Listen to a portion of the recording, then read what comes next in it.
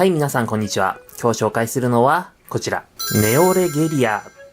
だと思うということで、今日はこちらのネオレゲリアの紹介をしていこうかなと思います。いや、早速ですね、新年一発目植物買ってしまいました。本当はね、あんまり買うつもりなかったんですけどね。今年はちょっとエケベリアと、あとジュエルオーキッド。その辺にね、力を入れていこうかなっていうふうに思ってたんですよ。もちろんね、ハオルチアとかエアプランツもやろうとは思ってたんですけど、ただね、今回、全くね、今まで興味がなかった植物に手を出しちゃったんですよね。ラベルはこんな感じ。お値段安かったです。ホーマックさんで657円。ブロメリアって書いてます。これ結構ね、大雑把な表記なんですよ。生き物の分類って、それぞれ階級があって、ちょっと言い方違うかもしれないんですけど、分類するときってそういうグループ分けがね、それぞれされるんですよね。で、このブロメリアっていうのは、ブロメリア科っていう意味合いになります。アナナスともね、言われたりするんですけどね。要は日本語か、その正式な世界共通のね、名前かの違いなんですけど、なんて言うんでしょう。クワガタいるじゃないですか。オオクワガタとか、ノコギリクワガタ、ミヤマクワガタって言いますよね。このブロメリアっていうのは、要は、クワガタっていう意味です。なのでお店でね、クワガタとか売ってたら、だいたいノコギリクワガタとかっていう風にね、売ってたりとかすると思うんですけど、ただクワガタって書いて売ってるだけの、レベルの表記になります。なんなんだろうな、これブロメリアってことは、パイナップルとかの仲間なんで、エアプランツとかともね、近いんですけど、多分ね、ネオレゲリアだと思うんですよね。ただこういうなんか壺型みたいになるタイプって他にも色々あって、フリーセアでしたっけ？なんかそんなのものもあるんですけど、あれはなんかどっちかっていうと葉っぱブワーっと広がるようなね、タイプなので、多分ネオレゲリアではないかなとは思います。これ間違ってたらごめんなさい。で、もし、知ってる方とかいたらぜひ教えてください。品種までわかる方いたらね、ちょっと、もしわかれば教えていただきたいんですけど、でも種類もいっぱいありますしね。でもなんかこれが近いですよっていうのを教えていただければ僕そこから画像検索とかして、自分でもね、いろいろ調べてみたいなとは思います。で、この、ネオレゲリアだとして、前々からね、見てたんですけど、全然興味湧かなかったんですよ。今まで見てたやつって、どっちかっていうとこう、もっと細っこくて、で、葉っぱに符が入っているもの。葉っぱの一枚一枚の縁に白い符が入っているものをよく見かけてたんですよ。で、それはそれでね、今すごい綺麗かなっていうふうに思ってはいるんですけど、昔の僕は、なんか、細っこくて、よくわかんないなっていう風に思ってたんですよ。育ててる方いたら本当申し訳ないんですけど。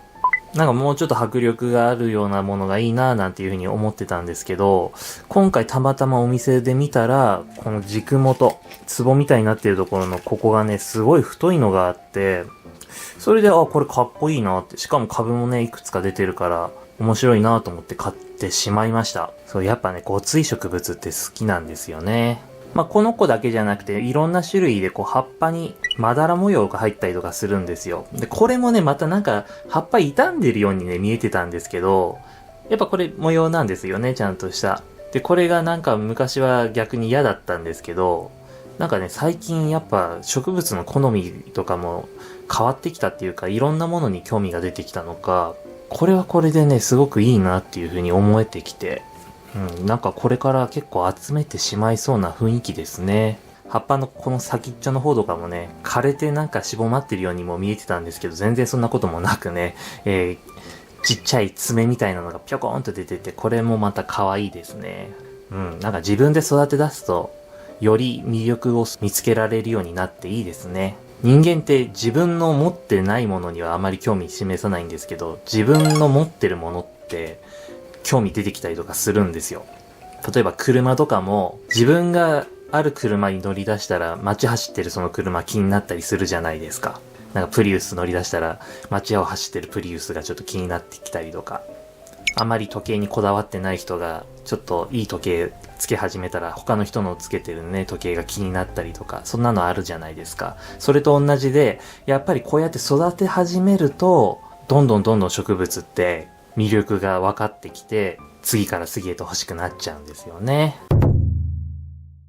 で、このネオレゲリアなんですけど、僕ね、植物育てる前から結構知ってました、これについては。なんでかっていうと、これ面白い植物で、カエルのね、住処になるんですよ。カエルの住処っていうか、オタマジャクシを育てる場所になる植物っていうことで、結構有名なんですよね。ちょっとわかりづらいかもしれないんですけど、この壺型になってる部分の真ん中に水が溜めれるようになってるんですよ。で、この水の中でオタマジャクシが生活します。ヤドクガエルっていうね、南米のカエル。南米以外にもいるのかもしれないですけど、主にね、南米が原産のカエルがいまして、で、そのカエルっていうのは、落ち葉の下とか、そういうところにオスが精子をまいて、で、その上で産卵をして、で、受精して、オタマジャクシになるんですけど、水場じゃないところに産卵するんですよね。で、そしたら、オタマジャクシが親の背中に登っていって、で、親がこういうところまで運ぶんですよ。なんか最初からね、ここに産めばいいんじゃないっていうふうに思うかもしれないんですけど、多分なんか理由があって、親が運ぶんでしょうね。それですごく有名でした。面白いのがね、カエルの話で申し訳ないんですけど、いろんな場所にね、子供を置いてくんですけど、その各場所を回って、で、そこに卵を産んで、無精卵なんですけどね、無精卵を産んで、で、それを子供に食べさせるっていう習性があるような種類もあります。エッグフィーダーって言うんですけどね、そういうのを。もちろんね、ヤドクガエルにもいろんな種類とか習性があるんで、みんなが見たそうじゃないんですけど、そういうものの育成場所に使われる植物っていうことですごく有名なんですよ。あんまりそういうところのね、人って植物に興味なかったりとかするんですけど、とりあえずそういうのに使われる植物だっていうことでは、結構知られてます。これ買っちゃったらね、もうまたヤドクガエルとかも飼いたくなるんですけど、あれもね、大変なんですよね、飼育が。ちょっとお金持ちになったら考えようと思います。で、栽培する時のポイントなんですけど、他の植物とはね、ちょっと違うみたいです。水をやる時が、実はここの壺の中に水を入れてやるっていうのがすごく大事になる植物です。今こういう形で鉢に植えられてるんですけど、これ実は着生植物なんですよ。なので使われてる用土っていうのも、これヤシ殻使われてますね。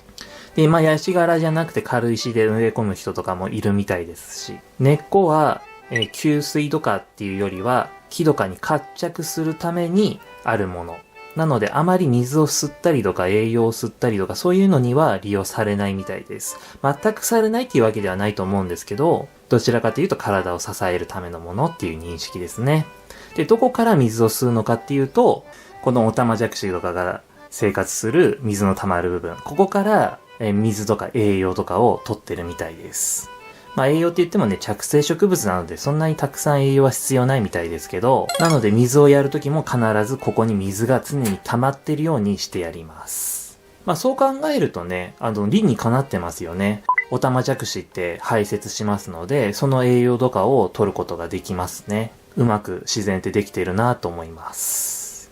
着生するタイプのパイナップルの仲間なので、ほんとエアープランツに近いですよね。エアープランツはチランジアっていう属なので、ネオレゲリアとは違うんですけど、エアープランツにも確かタンクタイプみたいなのってありますよね。やっぱ近い仲間なのかなとは思います。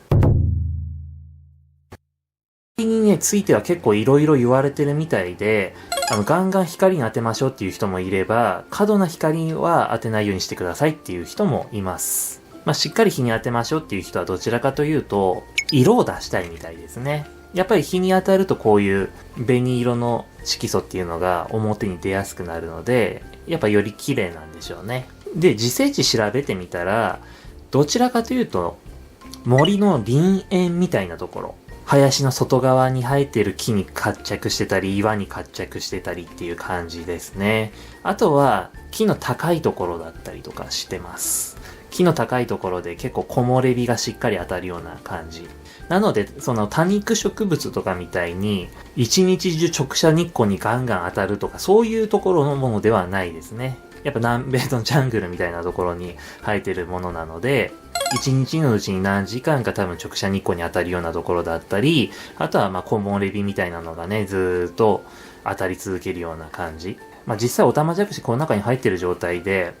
ガンガン日光に当たってたらゆだっちゃいますからね。ほどほど光は好むけれども、日光で熱を持つほどの場所っていう感じではないのかなと思います。なので、うちは室内栽培なので窓際で管理することになるんですけれども、こうやって窓からの光がね、直接葉っぱに当たるような形で管理していこうと思います。もうちょっとね、光あってもいいのかもしれないですけど、とりあえずうちではこんな感じですね。で、耐寒性に関しては結構寒いの大丈夫ですよっていう人もいるみたいです。でも大体の人が5度以上で管理してくださいっていうことなので、一般的なお家のね、中だったら大丈夫かなと思います。寒い時期は結構成長も鈍るっていうことなので、葉っぱに溜め込む水の量とかは少なくしていくみたいなんですけど、ちょっとその感覚っていうのが僕はまだわからないので、とにかくお部屋のあったかいところで僕は管理する予定です。気にせず水を与えて、しっかり成長させてみたいですね。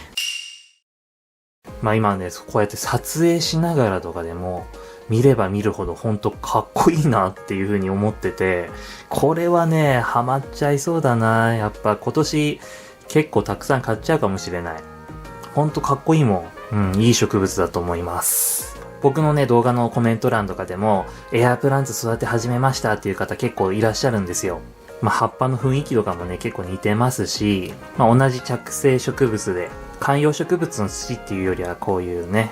水苔だったり、バークだったり、足柄だったり、そういうあまり汚くならないね、用土で育てられますので、もしこの動画を見て興味が出てきたら、ぜひお店探してみてください。とってもいい植物だと思います。はい、というわけで今日はこちらのネオレゲリアを紹介させていただきました。まだ僕もね、育て始めたばっかりで、あまり詳しくはないんですけど、少しでも魅力が伝わって面白いなと思っていただけたら嬉しいなと思います。それでは皆さんご視聴ありがとうございました。ではまた。バイバイ。